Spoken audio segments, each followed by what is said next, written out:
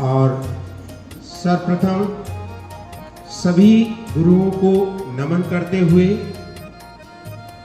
आज की इस गुरु पर्व के उत्सव में गुरु पूर्णिमा की बहुत बहुत शुभकामनाएं।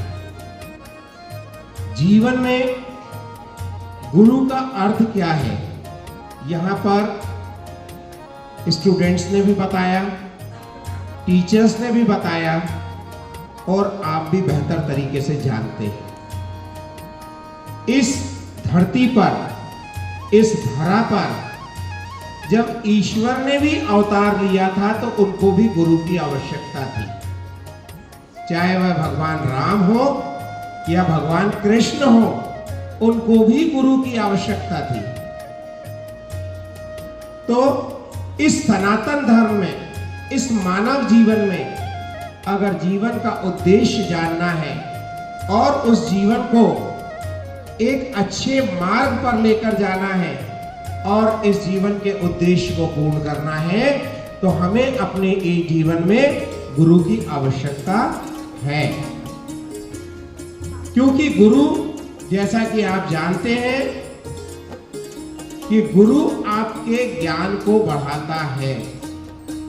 आप प्रतिदिन विद्यालय आते हैं, विद्यालय में आपको हर दिन कुछ ना कुछ नया ज्ञान अर्जित करने को मिलता है या नहीं मिलता?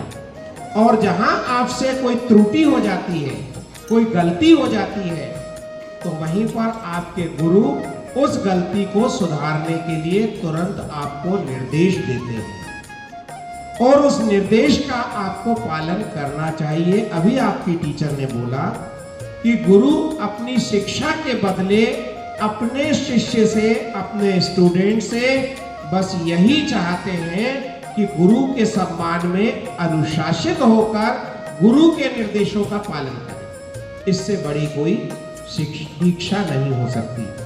जैसे कि गुरुकुल होते थे प्राचीन समय में, हमारी गुरु शिष्य परंपरा कोई आज की आधुनिक परंपरा नहीं है, ये हजारों वर्षों पुरानी परंपरा है। और इस परंपरा में गुरु के शरण में जो शिष्य आता था, उसको जो दीक्षा दी जाती थी, उस समय से गुरु अपने आध्यात्मिक अंश का, जो अंश होता है अध्यात्म का, वो अपनी ऊर्जा अपने शिष्य को प्रदान करता था और फिर उस शिष्य को इस गुरु शिष्य परंपरा को निभाते हुए अपने कर्तव्यों का निर्वहन करना होता है और गुरु के बताए गए मार्ग पर ही चलना होता है। और आगे वही शिष्य ज्ञान अर्जित करके फिर आने वाली पीढ़ी का गुरु बनके और दूसरे शिष्यों को अपनी शिक्षा देता है। यही गुरु शिष्य परंपरा है, जो प्राचीन परंपरा है, भारतीय परंपरा है, इस सनातन धर्म की परंपरा है और मानव जीवन के उद्धार के लिए गुरु का होना हमारे जीवन में आवश्यक है। आप अपने माता पिता से पूछिएगा घर जाकर, उनके भी कोई ना कोई गुरु, आध्यात्मिक गुरु होंगे। सबके अपने एक गुरु होते हैं और वो गुरु दीक्षा लेकर, उनका गुरु मंत्र लेकर अपने जीवन में प्रतिदिन उस मंत्र का पालन करते हैं, उस बताई गई बात पर अमल करते हैं और उस जीवन को सार्थक करते हैं।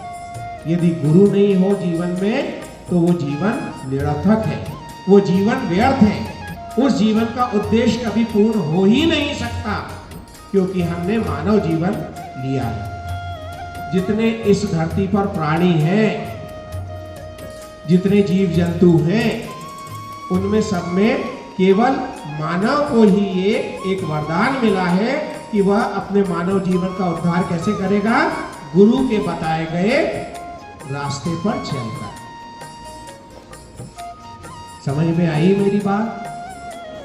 हर वर्ष गुरु पूर्णिमा पर्व आता है, उत्सव भी होता है, बातें भी बताई जाती है, मगर हम उसमें से एक भी बात का पालन कर लेना तो हमारे जीवन में तुरंत एक परिवर्तन आना शुरू हो जाएगा। आप खुद महसूस करेंगे।